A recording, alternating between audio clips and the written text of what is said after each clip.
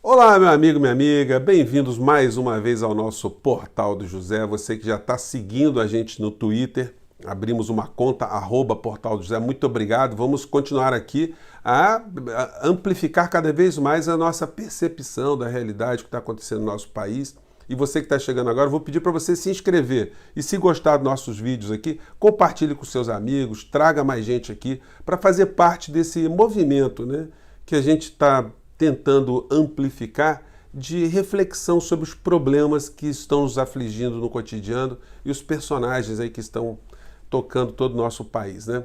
Gente, eu pensei aqui nos temas que eu ia tentar abordar aqui, porque são muitos, mas vamos concentrar aqui, me deu uma fantasia de imaginar, por exemplo, se eu fosse convidado para aconselhar o presidente da República no que fazer diante de tudo que está acontecendo aqui no nosso país.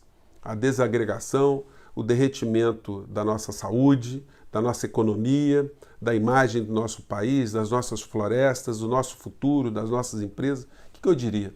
Bom, eu diria, senhor presidente, sugiro o senhor fazer uma convocação de uma rede nacional, pegar um discurso, que obviamente não será o senhor que vai fazer, porque o senhor não tem essa capacidade, para explicar e pedir desculpas para a população brasileira de tudo aquilo de mal que o senhor tem provocado por conta de não estar fazendo nada para combater a expansão do vírus aqui no nosso país, todos os atos que o senhor fez de desagregação, todo o seu linguajar chulo, impróprio, não republicano, excludente, todo o sentimento de ódio que o senhor tem estimulado nas pessoas, de preconceito, discriminação, de pouca inteligência, de todas as pessoas sem escrúpulos que o senhor tem admitido no seu governo, supostos religiosos, mercadores da fé alheia, pessoas que são vigaristas reconhecidos no plano nacional e muitos que são reconhecidos como vigaristas no plano internacional,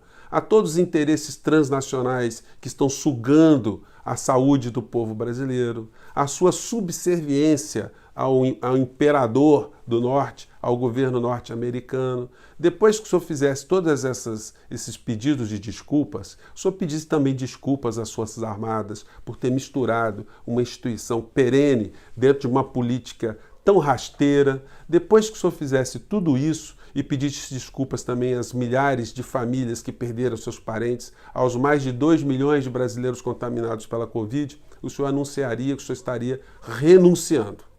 E aí o senhor contrataria um bom grupo de advogados, retirando aquelezinho lá que todos nós conhecemos, aquela figura estranha. E aí o senhor se prepararia para a enxurrada de processos que vão cair na sua cabeça, no plano nacional e no plano internacional. Os meios de comunicação, e por que eu estou fazendo essa viagem aqui, né? Porque os meios de comunicação, eles já começam a demonstrar, sim, um certo esgotamento na tolerância que eles deram a Bolsonaro. Peço até desculpa a vocês que eu tinha prometido que eu ia dizer mais o nome da criatura que desgoverna o nosso país, né? Mas os jornais vão mostrando aqui várias situações que ilustram o que está acontecendo. Eu pego aqui o Globo, mas eu poderia pegar o Estado de Minas, a Folha de São Paulo, o Estado de São Paulo, Zero Hora, Diário de Pernambuco, qualquer jornal brasileiro que sempre pertence a uma família oligarca de algum estado, né? E todos eles têm essa unidade, eles são instituições de classe, não são instituições de trabalhadores, da classe social mais popular, não, eles pertencem a um extrato de milionários ou bilionários, como é o caso da família Marinho, cujos interesses estão muito mais atrelados à área de cima da economia do que o povo de baixo do nosso país. E eles fazem comentários mostrando como a imagem do Exército está sendo degradada. E na outra parte do editorial aqui mostra como Bolsonaro ele vai ser responsabilizado de forma criminal e de forma administrativa pelos atos que agora a Advocacia Geral da União está negando. Como, por exemplo, negando como sendo de autoria de Bolsonaro, como a revogação de um decreto que controla a circulação de armas e munições. Para vocês terem uma ideia, com a revogação dessas portarias que Bolsonaro determinou, você comprando uma dinamite, ela não é rastreada, ela está livre de rastreamento. Isso dificulta a elucidação de crimes, porque sem rastrear, sem saber a origem da munição, você não sabe quem era o proprietário e, portanto, fica mais difícil. Há interesses de quem esse tipo de atitude de Bolsonaro, aliás, desculpa, da criatura, estão servindo, estão favorecendo? Na área econômica, a gente vê um desastre gigantesco. Os jornais também anunciam aqui, né, esse dado aqui que eu senti na carne, porque eu também fechei minha empresa, como vocês sabem. Vocês que nos acompanham aqui há mais tempo, né? O país perde 716 mil empresas. O Brasil só estava crescendo no Jornal Nacional, nos telejornais à noite e no discurso dos estelionatários econômicos. A situação do Brasil, ela já não vinha muito bem já há algum tempo, né? E eu, como um pequeno empreendedor, a gente chegou a ter 45 funcionários, a gente vai tentando entender o que a economia está apresentando para a gente se pautar, a gente se planejar. Quando esse governo tomou posse, e eu fui analisar o perfil do ministro da Economia e comecei a analisar o discurso, eu percebi que eu estava diante de um discurso estelionatário, de alguém que não ia aumentar a massa salarial, de alguém que não tinha projeto de ampliar a massa de trabalhadores, a massa de pessoas empregadas ganhando bons salários. Portanto, em negócios como o meu, que funciona na ponta da economia, ou seja, se você não tem uma pessoa que possa ir num bar, possa ir num restaurante, possa chamar uma pessoa, possa fazer uma festa no seu ambiente, obviamente você vai ter um faturamento menor. E eu percebi que Paulo Guedes era um homem que estava a serviço dos grandes interesses transnacionais, que o discurso dele era um discurso típico de um estelionatário. Então, o que eu fui fazendo? Já percebendo que ia acontecer uma catástrofe, só não sabia que poderia acontecer uma pandemia no meio dessa história. A gente já veio, e não só eu, mas vários empreendedores no Brasil inteiro foram diminuindo a sua empresa, cortando custos, diminuindo o horário de funcionamento. Enfim, todo mundo foi se acotovelando para tentar sobreviver no meio dessa situação toda. Então, quando veio a pandemia e o governo não deu nenhum tipo de apoio a quem faz parte da economia de verdade, aí a situação ficou muito mais complicada. Eu tenho dois grupos, eu participo de dois grupos do WhatsApp com pequenos empreendedores e médios empreendedores aqui no Rio de Janeiro. E a maior parte não conseguiu pegar financiamento. A maior parte está com muitas dificuldades. Aqueles que conseguiram pegar algum dinheiro vão ter problemas sérios lá na frente, porque nós não sabemos se nós vamos ter mais gente circulando na economia. Portanto, a tendência é que o faturamento seja menor e as despesas sejam maiores por conta dos financiamentos. Então, quem não quebrou hoje tem grande chance de quebrar amanhã e ficar muito mais angustiado. Não falo isso com orgulho nem com satisfação. É muito triste fechar uma empresa, é muito desgastante, você tem que se desfazer de patrimônio, você fica em depressão, são muitas horas, muitos dias da sua vida que você desperdiça. E você não tendo apoio nenhum, você tendo ainda as dificuldades de conseguir algum empréstimo bancário, as negativas, é mais sofrimento. Então, quando eu percebi todo esse cenário, eu interrompi logo o funcionamento da empresa, porque não temos uma perspectiva dessa situação melhorar. Com esse ministro, com esse discurso estelionatário que a gente tem, a situação só tende a piorar, porque ele está nesse governo com a única missão de fazer grandes negócios para grandes grupos transnacionais. Ele não está preocupado com o povo. Esse homem queria dar R$200 para o trabalhador que ficou sem emprego por conta da Covid. Até hoje as empresas não conseguiram pegar empréstimo. Então, que tipo de preocupação esse homem tem com o cidadão brasileiro? Ele que disse que não sabia que o Brasil tinha 40 milhões de invisíveis, que está querendo pegar 38 milhões de desempregados e roubar direitos dessas pessoas, transformando esses trabalhadores em horistas, com discurso vigarístico, que isso vai melhorar a empregabilidade, que as pessoas vão poder contratar mais. Como se vai contratar se as empresas estão sendo assassinadas agora? Está tendo um empresariocídio, ou empreendedoricídio, junto com o genocídio que esse governo está comandando. Então, eu gostaria muito que você pudesse mandar esse programa para aquele teu amigo que bate no peito e se diz de direita, conservador, liberal, que acredita nesse discurso, que ele vai ser roubado se ele já não foi roubado, que o futuro dele está sendo roubado e que o Brasil está sendo destruído. Avise para esse seu amigo que esse discurso que os estelionatários fazem, que o problema do Brasil é STF, que é o Alexandre de Moraes, o Toffoli, isso é uma ignorância, gente. Não são esses caras que controlam a economia do Brasil, não são esses caras que travam o Brasil, não é o STF, não é o Foro de São Paulo, essa figura fantasmagórica que esses caras criam para disfarçar o roubo que está acontecendo contra o seu amigo, sua amiga, o fechamento da empresa dele, a subtração de salário de servidores públicos.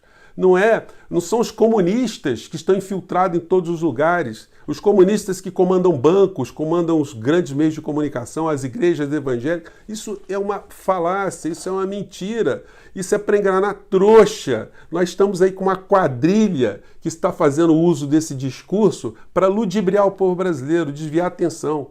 E ainda a gente teve a pandemia, que funciona como um elemento adicional no assalto que está sendo praticado contra o povo brasileiro. E aí a gente é obrigado a se deparar com a figura do discurso estelionatárico, né, que é o ministro da Economia, que só tem uma coisa a fazer. Vamos ver aqui. Disse ele: eu só saio abatido a bala, removido à força, tenho uma missão a cumprir. O linguajar já é um linguajar policialesco, né, um linguajar muito chulo. E ele, quando diz que só sai abatido a bala, se eu fosse ele, eu não ficaria usando esse tipo de linguajar, porque tem muita gente que está com a cabeça fraca, muita gente angustiada e pode querer dar vazão aqui a sentimentos muito obscuros, né? Então, mas ele dá uma corrigida lá na frente. Ele diz que não posso brincar disso, abatido a bala. Isso é uma linguagem desagradável, não tem nada disso. Ele já percebeu que esse tipo de situação de frase, né, pode entusiasmar algumas pessoas.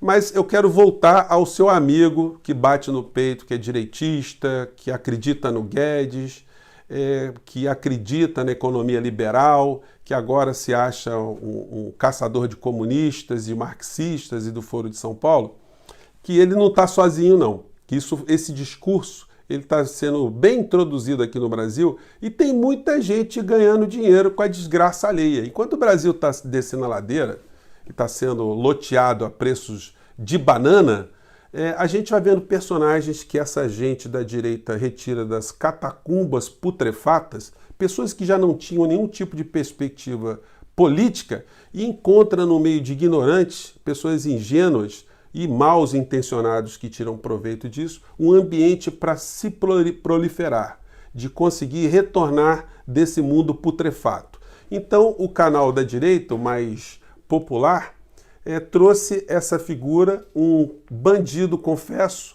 condenado pela justiça brasileira, que usou tornozeleira, que ficou preso, depois ficou em prisão domiciliar, que se utilizou de dinheiro roubado do povo brasileiro, dinheiro desonesto para fazer política e que fez parte do escândalo do Mensalão. Agora ele é uma espécie de bengala ideológica dessas pessoas sem nenhum tipo de compreensão da realidade. Então eu trouxe para vocês esse trechinho só para vocês verem que eu não estou exagerando. E depois tem um assunto para a gente fechar aqui. Vamos lá. Eles têm dignidade. Eles representam. Ele está falando aqui na luta do bem contra o mal. Está dizendo que o STF, que o Congresso, eles são contra Bolsonaro, eles são comunistas, aquela história que você já conhece, né? E que eles representam o mal e o Bolsonaro representa o bem. E essa gente acredita nisso. Vamos lá. O patriotismo. Eles representam o sentimento da nação brasileira. É a luta da corrupção contra a honestidade e a corrupção vai vencer? É você quem vai dizer isso. É você quem tem que responder isso. Nós estamos aqui, o Ítalo, o Max, eu, como seus porta-vozes. Mas a vontade é sua, a ação é sua. Nós não podemos permitir que o anticristo derrote o homem de Deus. Esse é o nosso compromisso. Por isso Deus nos inspira. Ele carrega as nossas palavras com as suas convicções. Nós falamos um pouco por Deus. Porque quando a gente se une, como nós estamos unidos aqui, nessa corrente de força, de energia, em nome da honestidade, em nome dos nossos costumes, em nome da nossa cultura judaico-cristã, em nome do amor à família, da liberdade, a nossa força é muito maior que os 3 presidentes de poderes, Senado, Câmara. É a base do discurso dessa gente, né? É o que eu chamo de a ignorância empoderada, é a burrice e ostentação, é a carteirada no Leblon do cara que não é cidadão, ele é engenheiro civil formado, né? Bom, e essa degradação interna, ela se soma à degradação externa, à humilhação que o Brasil está passando de uma situação obscura, que esse envio de militares brasileiros para operarem como auxiliares das Forças Armadas norte-americanas. E aí o assunto, gente, foi muito grotesco. Isso está causando muito incômodo dentro das próprias Forças Armadas. Isso eu peguei no site do UOL, depois saiu do UOL, aí entrou aqui no site 360, vou colocar na descrição para vocês aqui. Mas esse é um momento aqui que o Brasil é humilhado de uma forma muito clara, onde um general americano está falando aqui para o presidente americano que nós brasileiros estamos pagando um general para ser funcionário para atender aos interesses dos Estados Unidos da América. Essa situação ela está incomodando muitos militares patriotas dentro das Forças Armadas. Esse tipo de acordo não foi debatido no Brasil. Nós não sabemos qual é o interesse dessa história que começou lá no governo Temer. Isso não passou pelo Congresso. Nós não sabemos absolutamente nada, mas uma coisa nós sabemos. Os americanos, eles não estão preocupados com os interesses do Brasil, né? Então vamos botar aqui o trecho dessa fala do general americano falando que nós brasileiros estamos pagando uma pessoa para obedecer às ordens dos americanos. Vamos lá. Our Brazilian President Bolsonaro, a very new addition to our headquarters, Major General David, one of the sharpest in Brazilian armed forces, is in our J5 organization. Again, Brazilians paying for him to come here and work for me to make a difference in security. You know, Brazil's been with us since World War II, and our relationship. Então fala que nós brasileiros estamos pagando um general para trabalhar para ele, sob o comando do general norte-americano. Então, com essa última imagem, eu deixo mais essas reflexões para vocês, né? Para vocês conversarem com seus amigos conservadores. Conservador é isso? Liberal é isso? Jogar o nosso país cada vez mais nas mãos dos interesses externos e massacrar o povo internamente? Eu deixo essa interrogação, gente. Um grande abraço, obrigado por vocês ficaram até agora. E vamos seguir em frente, que tem muita coisa para a gente debater. Tchau!